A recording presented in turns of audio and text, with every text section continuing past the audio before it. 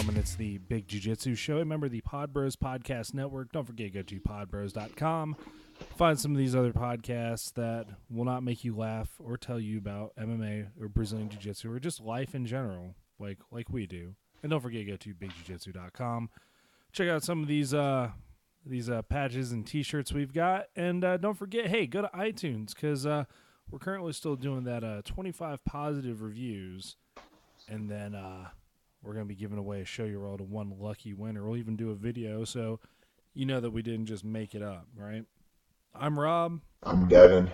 Yeah. And we've got some stuff to talk about today. So how's it going, Devon? It's going good, man. I feel like a bitch complaining, but I hurt my back a little bit. But I got a lot of things hurt, like we all do, and I'm just kind of like having that endorphin crash after training where I felt great, and now I'm like, it's kind of still fucked up.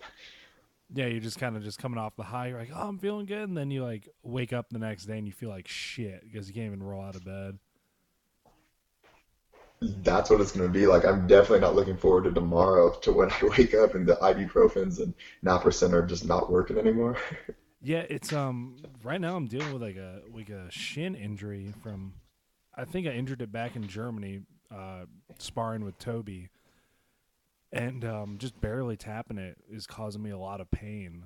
So it's getting better, but I had to take a couple of days off because, like, give you an example, we did tug of war today for the Army school I'm in just because why the fuck not, right? And I stepped off wrong, and it fucking hurt real bad. Like, I was like, oh, shit, this is not – if I'm stepping off and it's hurting, then I need to get looked at. So this is day 2 of not training, and it's kind of fucking with me, but – because I feel like I've been making some headway on my striking. So it's That's always a positive then, yeah, right? You makes you have to stand up a little bit more. yeah, it's good. I just gotta be careful because if I keep trying to fucking train on it because I'm stubborn. Like all of us are stubborn. We have that. Like we have to keep training. We have to be the tough guy, and then you get fucked up even worse. So the way I see it, I think a couple of days off so that I'm not like 3 weeks out from this fight and I can't train is, like that's the worst thing to do instead of taking a couple of days off, letting it heal a little bit and then testing it out and seeing where it's going. Because I've got a I good solid 3 months left of training. I wish I was like that. Like I wish we would all take our own advice, right? Like the more like the progress you would make training is not like it was not more than the progress you would lose being injured and being out, right? And I think that like it's hard to get over that shit because you're in the moment, you're like, yeah, I just want to train. Yeah, exactly. And I'm like, I can't even really just move around or whatnot. And it's it's frustrating. And Saturday I moved well, felt good. Monday did it again, and then like I woke up yesterday and my shin's swollen. I was like, oh, let's give it a break. We'll be good though, right? Yeah, that's kind of like how I felt today. Some guys came down from one of the gyms up north, they're buddies of ours, and I haven't seen them for a long time. And I walked in thinking, you know what, I'm just gonna like flow around with some people that I know that I could just kind of work with, and they'll probably get some good rolls out of it too, some stimulation, me just giving them looks. And then I saw my buddies, and I'm like, nope, not today. I'm gonna get crazy right now. I went in, and now I'm like, oh my God, the fuck did I do? It's like story of everyone's jujitsu life, right? That's the reoccurring theme, the reoccurring episode all the time. Like you're hurt, you go train, you fuck yourself up a little bit more. Yeah. Monday night we had Adam Boyd and Tony Clemente. They were both on the show. They came to visit. It was awesome because it was kind of a surprise for a lot of people. So we did the whole, if you are a colored belt, you're on your back, people trying to pass your guard. I'm like, I got to give it a good fight for Tony and Adam. And man, that was Tuesday morning. I woke up. I'm like, maybe not a good idea. Let's give it another break. But yeah, that's the thing. Like, we're just so fucking stubborn that we fight through these injuries and it fucks us up even more. It's fucking stupid. We're so fucking stupid, man.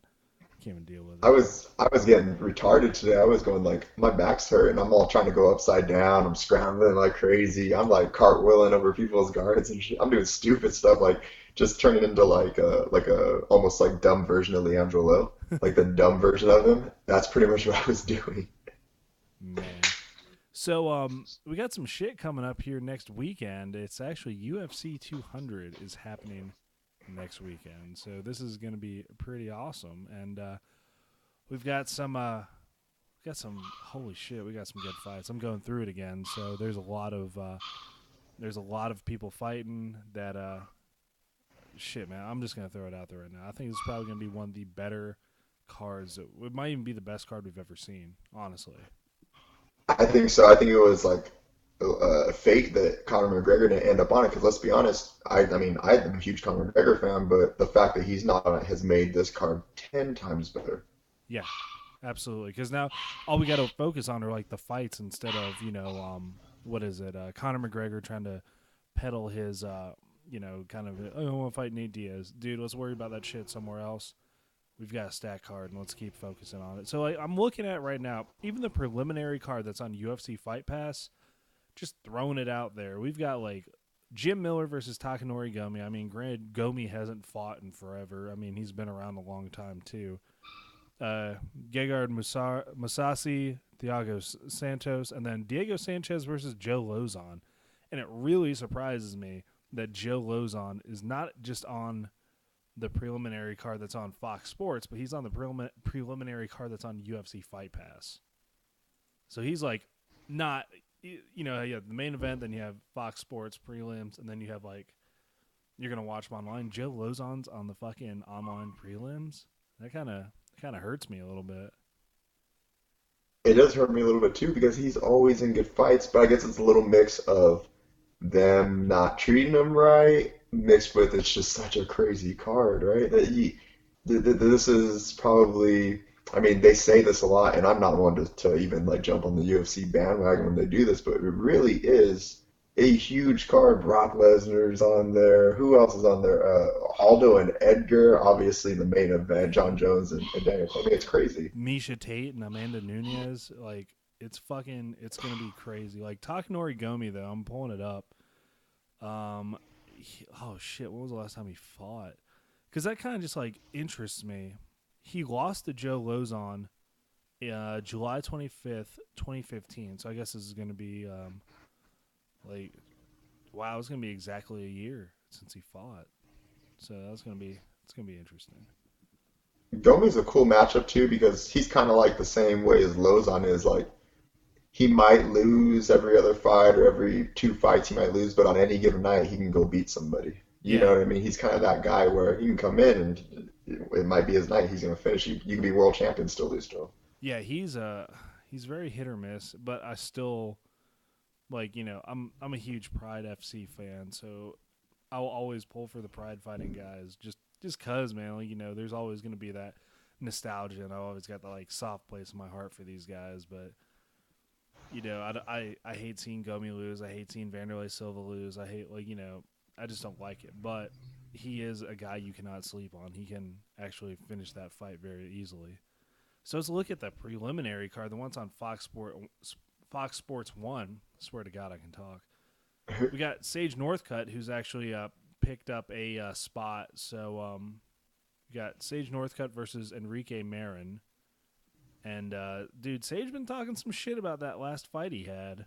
Saying that it was he was sick and stuff, right? Yeah, he even said it was a fluke. I'm like, bro, it was not a fluke. And then you tap from head control. Come on, yeah, come on. There's he's Let's not try to say it's a fluke. But I'm just saying like he what was it? Who was it? Brian Barberena. He beat him, and then he says like, yeah, it's a fluke. There's no way that he would have beat me or some shit like that if I was 100%. Like, dude, this is coming from a guy whose dad, like, is trying to take over every aspect of his martial arts career. And it's kind of strange to me because, his dad is trying to manage his MMA career. Takes him to TriStar. His dad's like, oh, they're hitting him way too hard and all this other shit. But it's weird because... like it's a helicopter dad that we have in the UFC. And it's not even like, what is it? It's not beneficial to him. And he seems like the type of kid that as soon as he has any freedom from his dad, he's going to go fucking crazy. So like, I went to Oh Catholic yeah. school. Oh, I went to Catholic school for 9 years. So some of the people that like leave Catholic school and go to like public school, me included, kind of, they go fucking ape shit because they're not under this like, they're not under the thumb of their parents. So I kind of like in a sick way want to see him, you know, jump out and get out from underneath his dad and then just go fucking crazy. And we see him like pulling like a Conor McGregor / John Jones thing where he's just like super hyped, but he's like crashing cars into pregnant women and just like fucking drunk. I mean, I don't wish it on him, but it'd be like a complete 180 of what he's doing now. Like the kid who's they joke about his dad doesn't allow him on the internet, but now he's like doing lines of blow off of strippers' asses and stuff like that. Like that'd be terrible, but I could kind of see that happening. He I can't wait till he switches teams and actually, like you're saying, branches away from his dad. Because right now, I kind of think of him as like those old TV shows about the high school football teams in like Texas and all this stuff. There's that one new quarterback that everyone's like, oh, look at that kid, he's good looking, all this stuff. And but after the game, all the guys are like, hey, you want to go drink beer in the orchards? And he's like, nah, man, I gotta go to dinner with my dad and my mom. He's kind of like that guy right now in Vegas after his fights. Like, he seems like the kind of dude that'll get out of the locker room, go to the late dinner with his mom and dad, hang out with them, go to sleep by about 1:30, 2 o'clock in the morning, you know what I mean? But I can't wait till he switches teams and actually goes out with the real dudes in Vegas and like we see all these like crazy pictures of him just like in the club wilding out and doing all that stuff. Did, That's gonna be awesome when he's all into that. did you ever see the pictures or the videos of Randy Couture after he separated from his wife out in Vegas? I kind of expect that too. Like Randy Couture, one of the greatest MMA fighters of all time. Like there's a video of him like doing the shaking the dice, like and throwing it, like dance move in Vegas, and I was like, God bless your heart, Randy Couture. I know. I get it, man. I really do. Like you're free from a relationship that may not have worked out for you, but I was like, let this guy get loose a little bit. But hey, I kind of see that like he's gonna be like the baby giraffe that can't quite walk, so he's gonna have to have some help. So hopefully, if this does go down, he's gonna have a really good group of people that are gonna make sure he's not gonna fuck up too bad, because he's gonna fuck up and that's okay. But hopefully, like they reel him in, like, bro, you can't be up till 3 a.m. just banging out random girls in Albuquerque. You can't do that. I hope it's like that though. My God. You know how crazy that would be? Dude, this kid is like what? Is he 20 years old? He is 20 20 years years old. old, He's not eight even. pack. He looks like a freaking like wax sculpture. Imagine that dude in Vegas. He could tear it up, dude. He would just Become a veteran overnight. he would just point at women. He would just point at them, or dudes, whatever I don't know, but whatever he prefers. Because he could just, Like, dude, that would be an even crazier turn. He's very oh, religious. that He's just like, would be Dad, I like banging dudes. oh, plot twist. Crazy plot twist. Oh my god, that would be fucking Dude, the hilarious too. the power that guy has, just man, he doesn't even know. He's like Harry Potter, dude. I mean, I've never seen Harry Potter, but they always say that Harry Potter is like the young kid that doesn't know how much power he really has. He's kind of oblivious to it. That's kind of a Sage North kid. It's outside of the UFC, not fighting, just in the real world. Yeah, You got a UFC contract, you look like that, you're a beast, dude. dude, you're I gonna would be just use it. slaying it everywhere you go. So what? Enough talk about fucking Sage Northcutt. Let's talk about the main card now. Let's talk about Cain Velasquez versus Travis Brown. I'm actually really interested in this, especially after that terrible loss Cain Velasquez came from with Fabricio Verdum. And now I'm even more interested on Travis Brown since, they're staying with him and Ronda Rousey are staying with the same camp. So let's see how this Oh. goes. This is a weird kind of for me. I feel like this. I love Kane because Kane Dave our my buddy. He's our black belt. He was Kane's head grappling coach, aka back when he beat Brock Lesnar. I was like a huge Kane fan because Dave used to talk about this guy like crazy. And like we're like he trains in San Jose. Like how could we not be a fan of this dude? And then after he beats Brock Lesnar, come on now. But I don't know what to think because I feel like even though his last three fights he's taken a lot of damage, even the ones that he's won. Like Yeah, both those Santos fights, he took a lot of damage. dude. Same thing with that Verdum fight. I was gonna say, man, like one of the only reasons that, one of the main reasons he won those fights with Dos Anjos, or I'm sorry, yeah, Junior Dos Santos was because he fucking gave more punishment to Junior Dos Santos. Just watching the the fucking that last part of the last time they fought where he just hits Junior Dos Santos in the face. He like hits his head off the ground. He just goes back on his knees and holds his hands, and he's just done. Oh my God, I felt so bad for him, but Dos Santos looked like he got beat up by like 10 dudes with crowbars. yeah, seriously, and fucking he gave it to him, but it's still time to. Oh my God, I think it's time to give it up. You know what I mean? Like it's time for him to go away, and he did a lot of good shit, so that's when he needs. Like I think it's time for him just to hang it up, but they're saying they have what is it? They see Travis Brown train with Edmund I always fuck his name up. Tarverdyan. Like, dude, I fuck his name. The dude, Edmund. There you go. The guy with the bankruptcy problems. And and then I'm kind of interested to see because, he didn't really steer Ronda Rousey in the best way for her striking. So kind of interested to see how his stand-up is going to be when it comes down to it. I'm curious too. I'm really curious because when fighters like switch camps, it's like it's kind of weird. You don't know if they're going to go in there and take the tactics and you never know if they're going to go in there and use the coach as the brain during the fight and let them kind of steer the ship wherever it's going to go. So this is my really dumbed down prediction for this fight. This is what I kind of think. I think Kane took a lot of damage his last three fights, way too much. He's in good shape, but I think he overtrains as well. Obviously, a lot of the guys at AK get hurt all the time. That's another thing too. He was hurt a lot.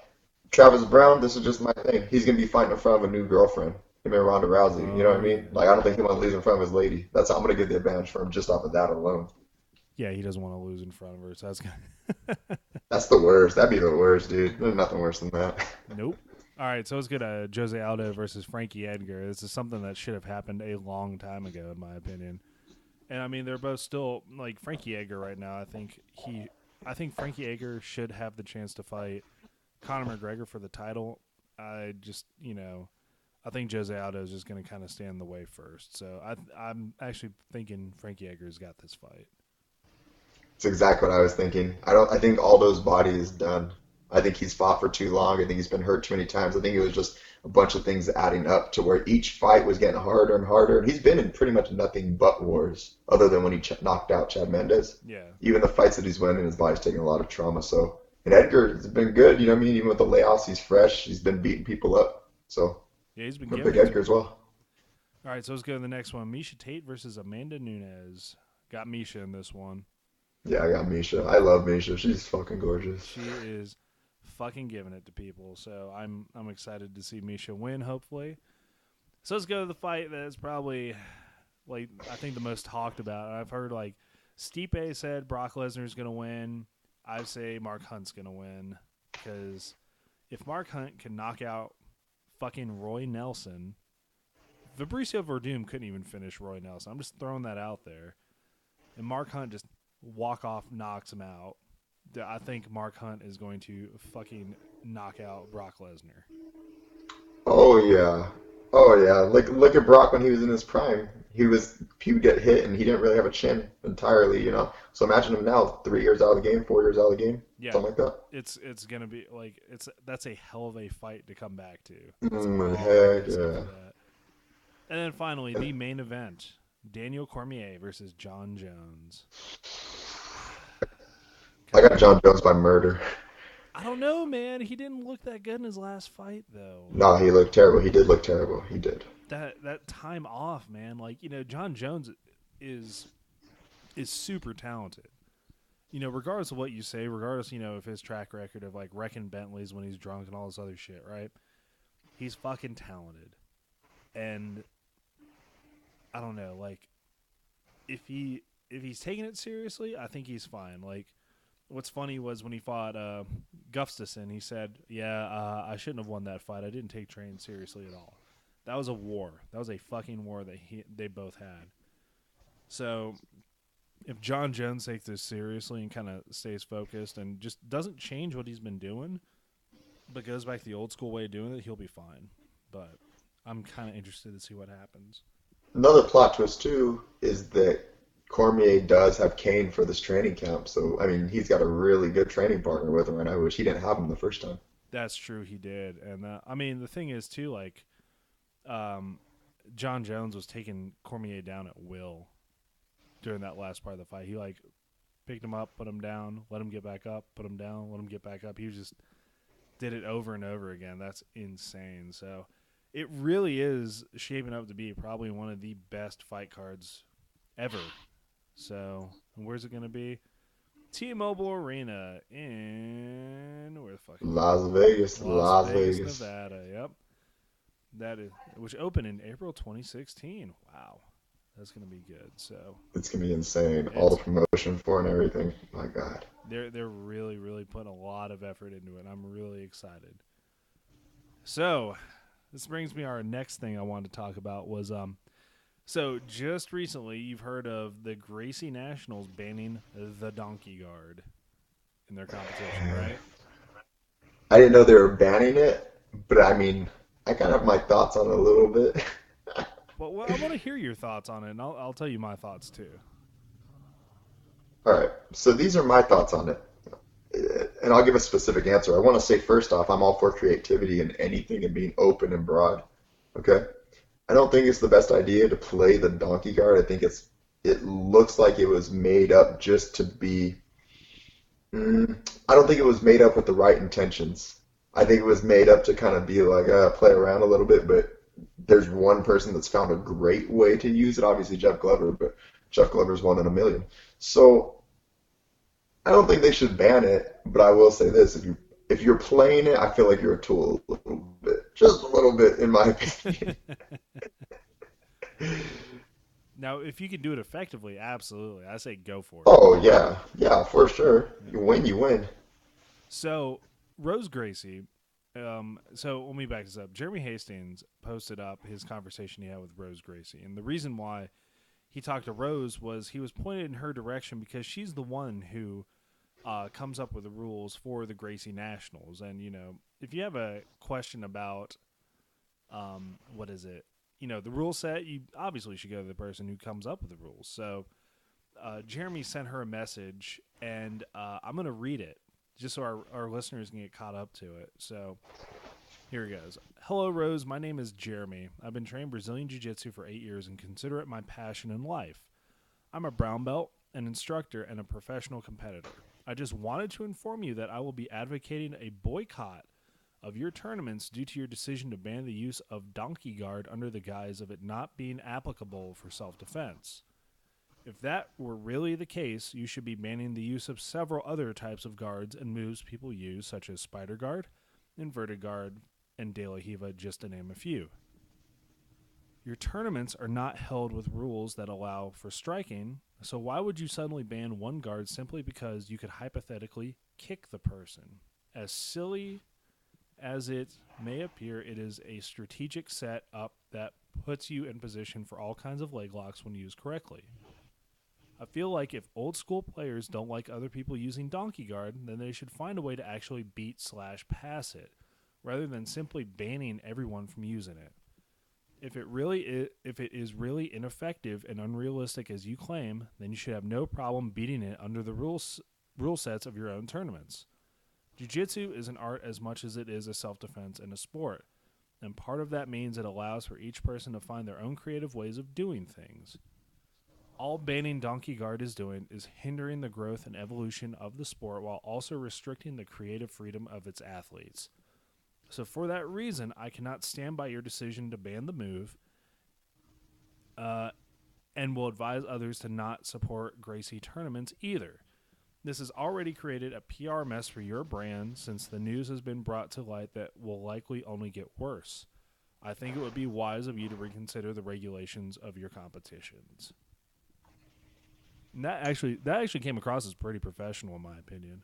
Yeah, he made a lot of good. He pretty much. I don't think there's anything Rose Gracie could say that can beat his argument. It was really like constructed well, and there's really nothing you could say to that. Yeah, he wasn't like, hey, your rule set's fucking stupid.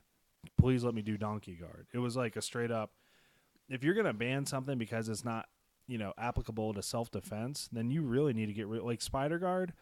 Because Spider, I can kind of see maybe a self defense application, but going inverted, getting to see firsthand in person what happens when somebody goes inverted when strikes are allowed, and then pulling the fighter off of that person. Don't go inverted. So Donkey Guard, whatever, man. I'd say just do your thing and fucking play Donkey Guard. Yeah, yeah. I mean, I do think it's a dumb guard, but I don't think you should ban it either. But that guy made a great point. There's nothing you can say to really, after hearing that, there's really nothing you can say about it because this is the truth. As soon as he was saying that, I started getting into the mindset of like, oh, you're right. Like, there's a million other things because I remember I did one of their tournaments and Javier, I was like, he actually used me for like the demo in front of everybody, right? To show the Nice. rules that they do and stuff like that. Yeah, yeah. And he was like having me like climb on the back. Like pretty much, if someone stood up with you on their back, you had to let go. If someone put you in if someone you triangle somebody, they lift you up, you have to let go because they were saying it's like street. And at the time, I was like, I wasn't even really paying attention. I was just kind of going through the motions of it, wanted to hurry up and go get warmed up. But Yeah, I think back to it now after he's saying that, and I'm like, that makes entire sense. Like, I'm not gonna go play Donkey Guard, but it's the truth. Like, you can take one thing out, you got to take all of them out. You know what I exactly. mean? So here's her response. So she says, have you ever competed in any of my events? He says, I was considering making a team trip to the Gracie Worlds in August. She said, so the answer is no. So for that reason, I could care less what your personal opinion is. But either way, if you like it so much, make your own event and then you can make whatever rules you want. Have a nice day. He responded with, my interest is in competing, not in promoting. There are plenty of other tournaments around. Thanks for your time. She says, okay, have great fun, Mr. Squeaky Wheel. He says, the squeaky wheel is the one that gets cleaned. So then she finally says, dude, go get a life. Nobody gives a rat's ass about you and what you are doing or even what you think. You are trying to be relevant at my expense. You are a joke. I'll let Javi talk to you when he sees you, right? And then she blocked him. Okay? So, first off, I'm going to go ahead and get crazy and say, yes, we do give a rat's ass because we're talking about it on the fucking Big Hmm. Jiu Jitsu show. So, apparently somebody does. We give a rat's ass. Second of all, this is not exactly the best or most professional way to really talk to somebody who has some concerns about your tournament. I don't And think, yeah, I mean, okay, I'm gonna say this. Are you are at the forefront of all families that is jujitsu, right? yeah, There's jujitsu is so big now. It's not just the Gracie anymore, but come on, like, you know that this guy's gonna post it online. You know went out of his way to write a response, and just because you can't think of anything to say back, you're gonna be rude to him. That's basically what happened. She got taken down. She couldn't do nothing, and now she's gonna be like, oh, okay, whatever. Now she's gonna talk shit. That's what it seems like to me. yeah, or I'm sorry, not he, she pretty much, yeah, she's, she got called out and she pretty much said, fuck you, it doesn't matter. That's pretty much how it took it. He had a well put together argument, and she responds with pretty much a middle finger and a block. So it came across as kind of like some of those guys that if you play any fighting games online or like you play like Xbox Live, you get the kid who sends you a message like "fuck you, bitch" or something like that, and then you go to respond and you're blocked. Like it's kind of that same level of I guess like communication for if you even want to call it fucking communication at that point. It sucks because their tournaments are not bad at all. Like, don't get me wrong, they're not like the Worlds or anything like that, or Abu Dhabi or the World Pro, but they're consistently doing them every year at the consistent times, and like it's a submission only tournament. There's not crazy expensive. Like, they actually had good tournaments, but she's pretty much like, I feel like, and I say this all the time, the more rules you have, like, what sense does that make? Your whole tournament is about submission only and all this. It's about like advocating no points and all this stuff, but you're going to add even more rules. That doesn't make any sense. It just doesn't make any sense. Yeah. The whole thing of like it's not applicable to self defense. Like something that makes me think about it is how many like roving just bad guys that do jiu-jitsu, like, the Cobra Kais of the jiu-jitsu world going around beating people up for no reason and shit like that, right? How many of those are actually around? Probably not many, if any at Yeah. all, almost. Like, I don't ever see, like, you know, fucking talented jiu-jitsu, like, people or anybody who could even just barely fight just going around using it to mug people. So, Yeah. so the whole tournament aspect is counterproductive to self-defense as it is, in my opinion. But it's necessary. Like, it's weird. Like, I get it. If I put a white belt, hopefully, a white belt with 6 months of training, right, will be able to defend themselves. Yeah. However, you and me are going out, we're just partying or whatever. We're not.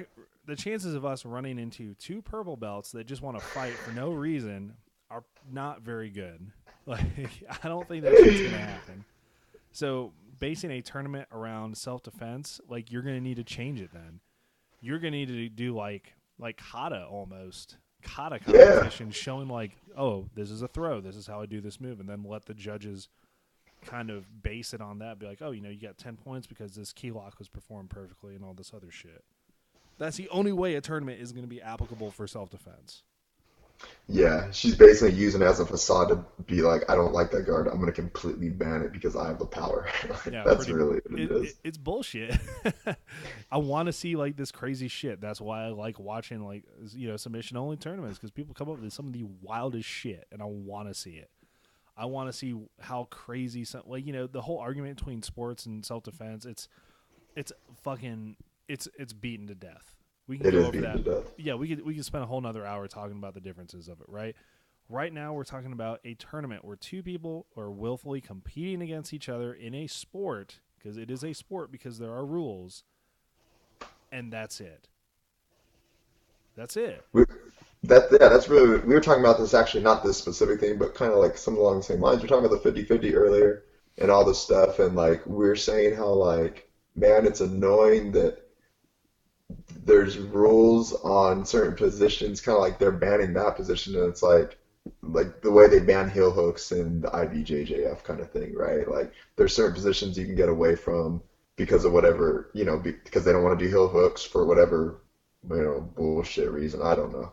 But it's kind of like along the same lines. You have people that are regulating things and they're hindering the growth of everything just because it's like personal reasons. Maybe those guys that started IBJJF back in the day, they didn't train heel hooks, so they're like, no, we don't want to do them. It's like those memes you see all the time, like, right, the guy's wearing his lipstick. It's a guy putting lipstick on, and it's like, let's roll today, but no leg locks.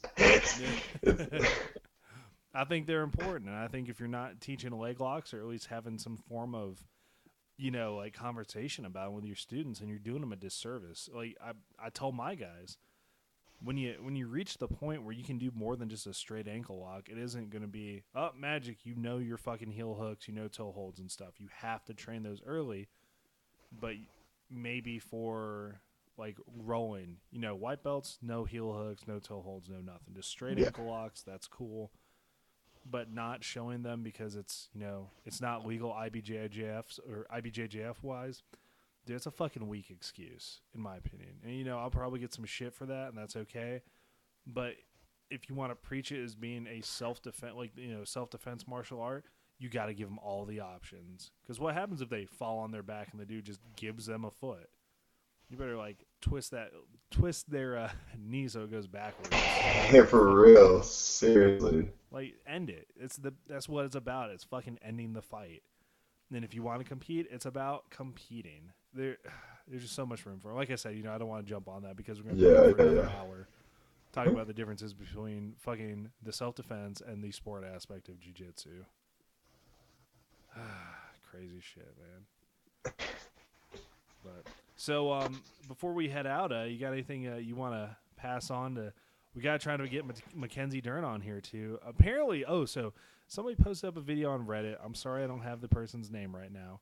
But they showed a difference between how she was talking 6 years ago till now. So she kind of has a fake Brazilian accent a little bit. Oh, no. Oh, my God. She just went down from 11 to a 10. It's still a solid 10, so it's okay. Oh my God, the fake the fake Portuguese accent is the only thing that I could think of that would be a negative. My God, now I'm gonna have to go watch it over and over and over and really see it. You know what I mean? Like I'm gonna be finding interviews from like 2011 to 2016 for the next like 2 hours. It's all right. Um, We need to get her on the show still, and nobody's like stepped up to help get McKenzie Dern on the show for Devon. I need to reach out to her. I'm gonna slide in her Instagram DMs and be like, "Oh, what's going on? Look at all Yeah. these followers I got. What's going on, Mackenzie It's like, Dern?" what's up, girl? I know you beat the fuck out of me and just embarrass me, but you ever thought about being on a podcast? It'd be awesome. My let's see this. My guys, I want to be able to tell all you guys I'm gonna start doing YouTube vlogs, and I know a lot of people do that. It's a big ocean world of YouTube, and everyone does them, but mine aren't gonna be cliche. Guys, I want you guys to find me on Twitter, Instagram, Periscope, Facebook, everything. I am Symphony, and give me a follow. I'll follow you guys back. I have some cool stuff along the way. I decided I'm gonna take over VidCon 2017. If you guys don't know what VidCon is, it's the biggest pretty much celebration of everything that is YouTube. So I'm gonna start getting into it, guys, and hopefully you guys will watch. Oh, and also I'm gonna do a tutorial video on some move for big jiu-jitsu, just like all of us. I don't know if it'll be as good as Rob and Sean's, but it's coming, guys. It's coming. It's gonna be fucking sweet. And if you need a lackey to go to VidCon with you, bro, I'll be super hype, man. I'll start pointing at people, be like, "You like fucking videos? You better watch your shit." I won't wear a single thing of big jiu-jitsu. I'll wear nothing but whatever you got. How about that? Oh, dude, it's gonna be everything, dude. If I go, I'm taking a big old like fight banner. It's gonna look like there's all kinds of things on big jiu-jitsu regime, just everything, dude. Fuck yeah. So that's gonna be. I don't know. Let's look into it. And you're the man with the social media touch, which just blows my mind. It's fucking amazing. So you do your thing, and I'll just be the bitch on the side, like just hanging. I'm down for it, dude. You'll be I'll give you fake titles like Mayweather does with all of his guys. Like he has a posse, but they all fake titles. They don't really do anything, just hang out. Hell That's what it's yeah. gonna be like, dude. Oh, dude, I'm fucking down. We could do that. So before we head out, ladies and gentlemen, don't forget to go to iTunes, give us a 5-star review. We need like 6 more. Come on, guys. It's a fucking show you roll. We're giving y'all a show you roll for free. And we'll do that drawing probably afterwards. And then 100 episodes is coming up here pretty soon. Good God, man. I'm a full nerd on that one. 100 episodes is coming up pretty soon. So we got something special planned for it. And it's going to be the first time we're doing it. I'm not going to tell y'all what it is, but you're just going to have to listen to it. It's going to be a good one. So, other than that, don't forget to go to bigjujitsu.com, find t-shirts and patches that you like, because there's only one of each, and buy them. Keep us on the air. And don't forget, remember the Pod Bros Podcast Network, podbros.com. Find some other podcasts. Promise you they're not as good as us. So once again, I'm Rob. I'm Devin. We'll catch you all next time.